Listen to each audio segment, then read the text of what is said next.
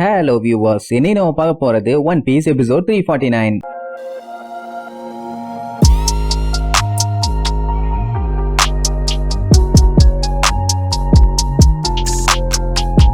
Open பண்ணா போன பாட்டுல நம்ம ஸ்கெலிட்டன் பண்டைய ப்ரூக்கு நான் லூஸ் இல்லடா மாசுங்கிற மாதிரி ஒரு வேலையை பார்த்தான்ல. பிராங்கியும் ரோபினுமே மிரண்டுட்டாங்க. அவன் போட்ட போல அந்த ஸ்பைடர் மக்கி கத்துன்னு கத்திட்டு கிடக்கும். அதோட பாடியவே கம்ப்ளீட்டா ஒரே போட்டான் போல. பிராங்கி ஸ்வாட் எல்லாம் ஜோம்பிஸ்க்கு எதிராக வேலைக்கே ஆகாது, அதனால திருப்பி அவன் வருவாங்கிற மாதிரி சொல்லுவான். ஆனா அந்த மக்கி முக்கிட்டு இருக்கும். அது மட்டும் இல்லாம அவனை பார்த்து நீ எல்லாம் உருப்பட மாட்டேன்னு சொல்லுவான். அதுக்கப்புறம் தான் தெரியுது இவன் ஆல்ரெடி இது பார்த்திருக்குன்னு. ப்ரூக்கும் அவன் ஸ்டைல வழக்கம் போல சிரிச்சுட்டு பிராங்கி கிட்ட இவனை ஆல்ரெடி நான் டீல் பண்ணிருக்கேன், அதனால எந்த ஒரு பஞ்சாயத்தும் இல்ல, ஜோம்பிஸ்களுக்குமே வீக்னஸ் இருக்கு, கவலைப்படாதீங்க. ரெண்டு பேரும் அசந்துருவாங்க. பொடிப்பைய மாதிரி காமெடி பண்ணிட்டு இருந்த ப்ரூக்கா இந்த அளவுக்கு வச்சு செஞ்சான்னு. அங்க அந்த ஸ்பைடர் திடீர்னு கண்ணா பின்னான்னு கத்த ஆரம்பிக்கும். அதோட வாய்க்குள்ள இருந்து ஏதோ கருப்பு கலர்ல வெளியில வருமா, என்னடா அதுன்னு சொல்லி ரெண்டு பேருமே பீதியாவாங்க. அதுதான் அந்த ஜோம்பியோட உயிர். ஆனா அது வெளியில போறதை இவங்களால லைவா பார்க்க முடியுது. இப்படி கேப்டன் படாத பாடுபட்டா அவனோட சபார்டினேட்ஸ் எல்லாம் ஃபீல் பண்ண மாட்டாங்க. ஐயோ கேப்டன் கேப்டன் சொல்லி பதறுவாங்க. அப்படியே அவன் வாய்க்குள்ள இருந்து உயிர் அப்படியே கருப்பு கலர்ல சுத்திக்கிட்டே மேல போகும். அவ்வளவுதான், அப்படியே பொத்துன்னு கீழே விழுந்து ஆள் காலி. உடனே அவனோட அல்ல கைங்கெல்லாம் கேப்டன் டரரன் இப்படி செத்து போயிட்டீங்களே,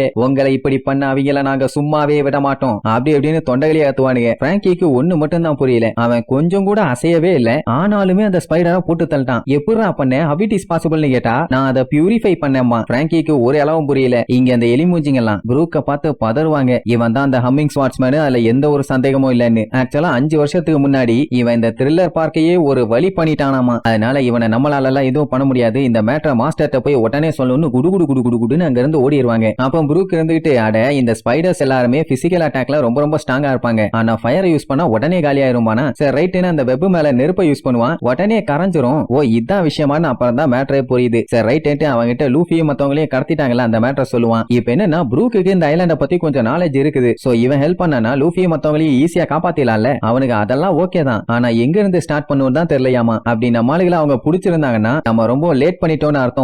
என்னடா லேட் பண்ணிட்டோம், என்ன லேட் பண்ணிட்டோம்னு பிராங்கி தொண்டையிலேயே ஏத்துவான். உடனே ப்ரூக்கு பயந்து ஏன்டா ஏங்கிட்ட கத்துற, நீ கத்துல நான் ஸ்கின்னுக்கு பின்னாடி போய் ஒழிஞ்சுக்குவேன், ஆனா என்ன பண்றது நான் ஸ்கெலிட்டன் ஆச்சு, என்கிட்ட ஸ்கின் இல்ல அப்படின்னு ஜோக்கு சொன்னேன்னு சொல்லி சிரிப்பானா. உடனே பிராங்கி கண்ணை நீட்டி இப்படி ஒரு தருத்திரம் இந்த உலகத்துல வாழணுமான்னு சுட போவான். ரோபின் தான் தடுத்து வேண்டாம், புல்லட்டை வேஸ்ட் பண்ணாத, அவன் ஆல்ரெடி செத்து போயிட்டான்பா. சரி ரைட்டு சீரியஸா மேட்டர் போகும்போது எதுக்கு ஜோக்கும்பா, ஏன்டா நாங்களாட சொன்னோம் கொய்யாலன்னு மறுபடியும் சுட போவானா. ரோபின் கண்ட்ரோல் கண்ட்ரோல், அவன் ஆல்ரெடி செத்தவன்பா. சரி ஓகேன்ட்டு அதுக்கப்புறம் தான் மேட்டர் சொல்லுவான். என்னன்னா இவன் கப்பல்ல முன்னாடி ரட்டரே இல்லாம ஓட்டிட்டு போறேன்னு சொன்னான்ல, அந்த டைம் எல்லாம் இவன் கடல்ல 10 வருஷத்துக்கு மேல தனியா தான் சுத்திட்டே இருந்தானாமா. என்னதான் இந்த டெவில் சீல இருந்து அவனுக்கு எஸ்கேப் ஆகணும்னு ஆசை இருந்தாலும் அவன் அந்த அலையோட கருணையில தான் வாழ்ந்துட்டு இருந்தான். இப்போ இதுல இருந்து ஒரு 5 வருஷத்துக்கு முன்னாடி இப்போ லூஃபி டீம் அவங்க க்ரூல சேர்த்துக்கிறக்காக கூப்பிட்டாங்கல்ல, அதே மாதிரி தான் இந்த த்ரில்லர் பார்க்லயும் அவனை இன்வைட் பண்ணிருக்காங்க. அவனுக்கு அந்த ஃப்ளோரியன் ட்ரையாங்கிள்ல இருந்து தப்பிக்கணும்னு ஆசை. அதனாலேயே அந்த ஐலாண்ட்ல ஏதாச்சும் ரட்டர் கிடைக்குமா, அதை நம்ம கப்பல்ல பிக்ஸ் பண்ணி அதுக்கப்புறம் எஸ்கேப் ஆகலான்னு சொல்லிட்டு அப்படியே தேடிட்டே தான் இருந்தா. எலும்பு கூட தவிர அவனுக்கு வேற எதுவும் கிடைக்கல. அதுக்கப்புறம் நம்ம ஆளுகளை என்னென்ன பண்ணாயிலோ அதே மாதிரிதான் இவனையும் பண்ணிருப்பாங்க. அந்த 3 தலை நாய் வந்து வரட்டி இருக்கும், கோஸ்டுங்க வரட்டி இருக்கும், ஜோம்பிஸ்ங்க வரட்டி இருக்கும், மான்ஸ்டர்ஸ்ங்க வரட்டி இருக்கும். அப்படி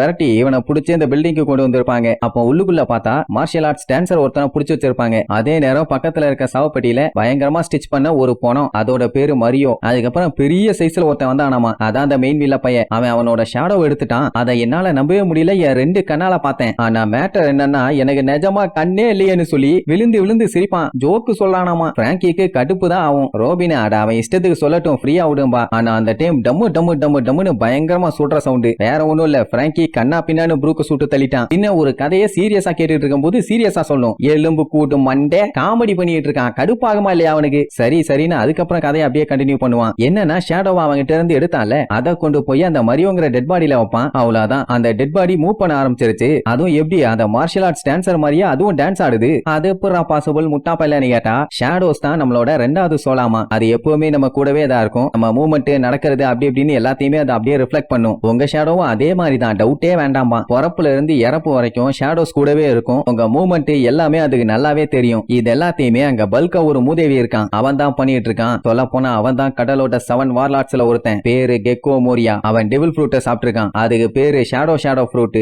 அப்படின்னா ப்ரூக்கு நம்ம ஆளுகளை உட்கார வச்சு கதையா சொன்னால இந்த மாதிரி என் ஷேடோவை ஒருத்தன் தேடிட்டான்னு. பாவம் அதனாலேயே பயலால சூரிய வெளிச்சத்துல எல்லாம் போய் நிக்க முடியாது. ஏன்னா அப்படி போய் நின்னா பாடி காத்தோட காத்தா கரைஞ்சிரும். இந்த பஞ்சாயத்துக்கெல்லாம் காரணம் அந்த கெக்கோ மோரியா தான். அவங்கிட்ட டெட் பாடி இருக்கிற வரைக்கும் அவன் இந்த மாதிரி தான் ஷேடோஸை யூஸ் பண்ணி ஜோம்பிஸா உருவாக்குவான். ஆனா இப்ப அவனை விட பெரிய பஞ்சாயத்து யாருன்னு பார்த்தா அந்த டாக்டர் ஹாக்பேக். அந்த ஜீனியஸான சர்ஜன் இவன் கூட இருக்கிறதுனால அவன் அந்த மாதிரி ஒரு வேலையை பண்ணிட்டு இருக்கான். இந்த முட்டாப்பைய டாக்டரோட வேலை என்னன்னா பாடியை ரீகன்ஸ்ட்ரக்ட் பண்ணி அவனுக்கு தேவையான அளவுக்கு ஸ்ட்ராங்கா மாத்திக்கிறது. சொல்ல போனா நார்மலா இருக்கும்போது எவ்வளவு ஸ்ட்ராங்கா இருந்தாலும் அதை விட இவன் பல மடங்கு ஸ்ட்ராங்கா மாத்துவான். உதாரணத்துக்கு சொல்ல போனோம்னா இந்த உலகத்தோட லெஜெண்டரி வாரியரோட பாடி கிடைச்சதுன்னா போதும், அதை கஸ்டமைஸ் பண்ணி வச்சுக்குவான். அவங்கிட்ட ஏகப்பட்ட கலெக்ஷன்ஸ் இருக்கு. எல்லாத்தையுமே லேபோட ஃப்ரீசர்ல அப்படியே ஸ்டோர் பண்ணி வச்சிருக்கான். டெட் பாடிஸ் எல்லாத்தையுமே கலெக்ட் பண்ணி வச்சிருக்கான்னா அந்த ஹாக்பேக் எவ்வளவு பயங்கரமான ஆளா இருக்கணும். ஆனா இவ்வளவு ஃபேமஸான டாக்டர் இங்க இருப்பாருன்னு ரோபின் கொஞ்சம் கூட எதிர்பார்க்கவே இல்லை. சரி, மொத்தத்துல இங்க ஜோம்பிஸா வர்றது எல்லாமே செத்து போன டெட் பாடிங்க. அப்படின்னா அவன் சாவுல இருந்து அவங்கள திருப்பி காப்பாத்தி எல்லாம் கொண்டு வரல, மத்தவங்க ஷேடோவை காப்பி பண்ணி தான் பண்ணிட்டு இருக்கான். எப்படின்னா இப்போ ஒருத்தங்கிட்ட இருந்து அவன் ஷேடோவை ஆட்டைய போடும் போது அவனுக்கு அவங்களோட பர்சனாலிட்டியும் ஃபைட்டிங் எபிலிட்டியும் கிடைக்கும். ஒரு பாடியோட பவரே அதோட பிசிக்கல் எபிலிட்டியை வச்சுதான் இருக்குது.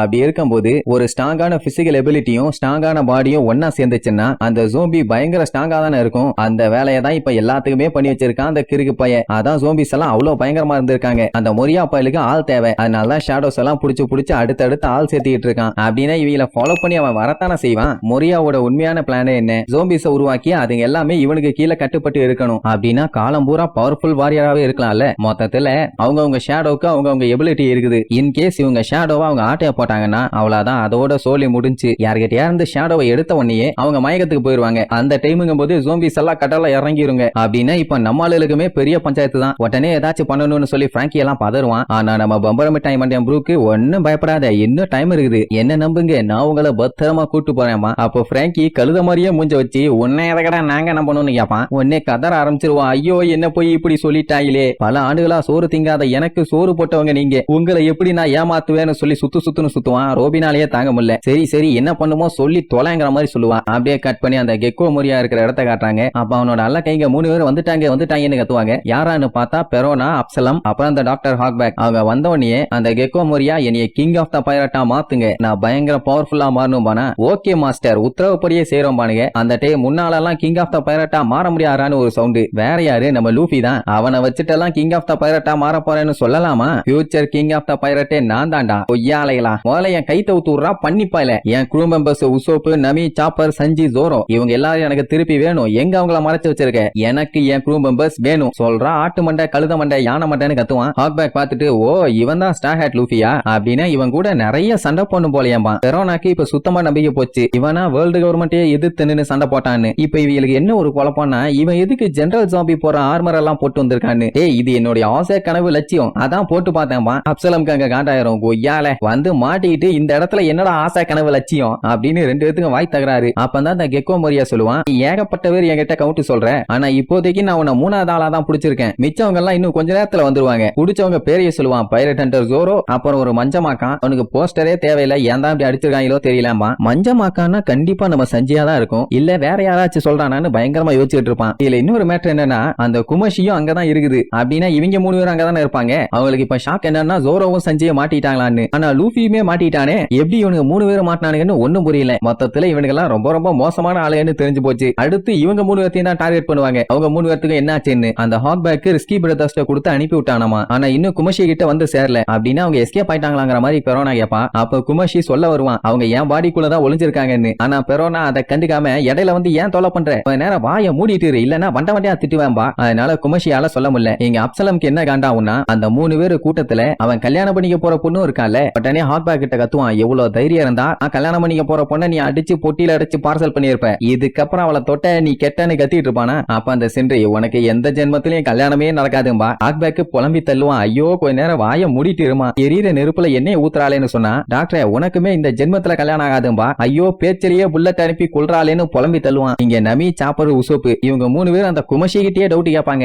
லூஃபி இப்ப கடத்தி வச்சு என்ன பண்ண போறாங்க, சஞ்சி ஜோரோக்கு என்ன ஆச்சு, கண்டிப்பா லூஃபி அந்த கேஜ்ல ரொம்ப நேரத்துக்கு இருக்க வாய்ப்பே இல்லங்கிற மாதிரி எல்லாம் உசோப் சொல்லுவானா. ஆஹா இப்பதான் வெளியே வந்துட்டாங்க, பெரோனா கிட்ட போட்டு கொடுத்துடலான்னு கூப்பிடுவான். ஆனா அவ கொல்ல காண்டாயில கூடுவாளா, அவனால பேச முடியல. சோப்பு வேற வாய மூடிட்டு இல்லன்னா உனக்கு தான் ஆபத்துன்னு சொல்லி மிரட்டி வைப்பான். மறுபடியும் இவங்க 3 பேரும் அதே மாதிரி திருப்பி சண்டை போட்டுக்கிட்டே இருப்பாங்க. இத பார்த்தா கெக்கோ மொரியாக்கு கொல்ல காண்டாயிரும். என்னடா இங்க வந்து வெட்டித்தனமா பேசிட்டு இருக்கீங்க, பைரட்ஸ்ங்க எல்லாம் காணாம போயிட்டாங்கன்னா அதை நீங்க தான் ஹேண்டில் பண்ணணும், அதை நீங்க அப்புறமா பாத்துக்கங்க. இப்போ உங்க எல்லாத்தையுமே இங்க கூப்பிட்டது செலிப்ரேட் பண்ண, ஏன்னா ரொம்பவும் பவர்ஃபுல்லான ஒருத்தனை புடிச்சிருக்காங்கல்ல, இத இத சொல்லிட்டு இருக்கும் போதே அங்க ஒருத்தன் பறப்பான். என்னன்னா லூஃபி அடிச்சு தெரிய விட்டு அந்த கேஜ்ல இருந்து எஸ்கேப் ஆயிருக்கான். எப்பறம் எஸ்கேப் ஆனான்னு பார்த்தா கம்பி எல்லாம் கடிச்சே துப்பி இருக்கான். அதுக்கப்புறம் அப்படியே புழு மாதிரி நெளிஞ்சு வேகமா போவான். இவங்க எல்லாத்துக்கும் செம ஹாப்பி. அதை விட சாப்பர் தான் செம காமெடி. இவங்க ரெண்டு பேரும் மூஞ்ச விட்டு அவன் காலை வச்சு எட்டி பார்த்துட்டு இருப்பான். உடனே அப்சலம் அவன் பவரை யூஸ் பண்ணி பிடிக்க போவான். ஆனா பெரோனா அதெல்லாம் ஒண்ணு வேண்டாம், நான் பாத்துக்கிறேன்னு அவ பாடியில இருந்து அந்த நெகட்டிவ் கோஸ்ட் அனுப்பி விடுவா. அது என்ன கோஸ்ட்னு தெரியுமில்ல. நம்மளுக்கு இந்த மேன்ஷனுக்கு வர வழியில திடீர்னு இடையில வந்து பாடிக்குள்ள பூந்து வெளியே வந்தோடனே ஏன்டா இந்த உலகத்துல வாழ்றோம் அப்படிங்கிற மாதிரி வில் பவர் எல்லாத்தையுமே குறைச்சு விட்டுரும். மைண்ட்ல நெகட்டிவ் இம்பாக்ட கொண்டு வந்துரும். சோ அதை நெருப்பாலையும் ஒண்ணு பண்ண முடியாது, பருப்பாலையும் ஒண்ணு பண்ண முடியாது. அதை யோசிச்சு பார்த்துட்டு மறுபடியும் இதுகிட்ட நான் சிக்க மாட்டேன்னு வேகமா மூவ் பண்ணி போவான். ஆனா அதுக்குள்ள அதுங்க சரக்குன்னு நம்ம லூஃபி பாடிக்குள்ள போயிட்டு வரும். அவ்வளவுதான் பயத்துல நடுங்க ஆரம்பிச்சிருவான். நான் பிறந்திருக்கவே கூடாது, பிறந்திருந்தேன்னா அடுத்த டைம் சி குக்கும்பரா தான் பிறந்திருக்கணும்னு. சோ நெகட்டிவிட்டியா கொண்டு வந்துருச்சுங்க. கிங் ஆஃப் த பைரட்டா மாறணும்னு நினைச்சவன் சி குக்கும்பரா. வாட் ஆஃப் ஃபன்னிங்கிற மாதிரி அப்சலம் சொல்லுவான். அப்புறம் என்ன லூஃபி அப்படியே அலேக்கா தூக்கி அவன் மேல லைட் அடிப்பாங்க. ஷேடோ அப்படியே சூப்பரா முன்னாடி விழும். உடனே அந்த கெக்கோ மொரியா அவனோட ஷேடோவை மட்டும் ஏதோ ஸ்டிக்கர் ஒட்டி இருக்க மாதிரி அதை அப்படியே பிரிச்சு எடுப்பான். மத்தவங்களோட இழுத்தவன வந்துரும். ஆனா லூஃபி தான் ரப்பர் ஆச்சே. சோ இழுக்க அவனும் சேர்த்து பிச்சுக்கிட்டு வந்துருவான். அதுக்காக அவன் விடலையே பெரிய சைஸ் கத்திரிக்கோலை வச்சு வெட்ட போவான். நம்மளுக்கு அத்தனை பேருமே பீதி ஆயிருவாங்க. ஐயோ லூஃபிக்கே இந்த நிலைமையான்னு. அந்த ஒரு செகண்ட் அப்படியே எல்லாரோட மூஞ்சிலையும் பீதி. வில்லன் குரூப் எல்லாம் அப்படியே ஆர்வமா பாத்துட்டு இருப்பாங்க. கமான் லூஃபி கத்துவான் வேணாண்டான்னு. ஆனா ஒரே போடு அங்கேயே லூஃபி மயக்கம் போட்டு பத்துன்னு விழுவான். கெக்கோ மோரியாக்கு செம ஹாப்பி. ஏன்னா 300 மில்லியன் பெரிஸ்க்கு ஒருத்தான ஒரு ஷேடோவை ஆட்டைய போட்டான்ல, இதுதான் வரலாற்றிலேயே ஒரு கிரேட்டஸ்ட் ஜோம்பின்னு சொல்லி அப்படியே வில்லத்தனமா அவன் சிரிக்கிறதோட மயங்கி இருக்க நம்ம லூஃபியை காமிச்சு பயந்து இருக்க நம்ம ஆளுல காமிச்சு இந்த எபிசோடுக்கு எண்டு கார்டு போட்டு முடிக்கிறாங்க.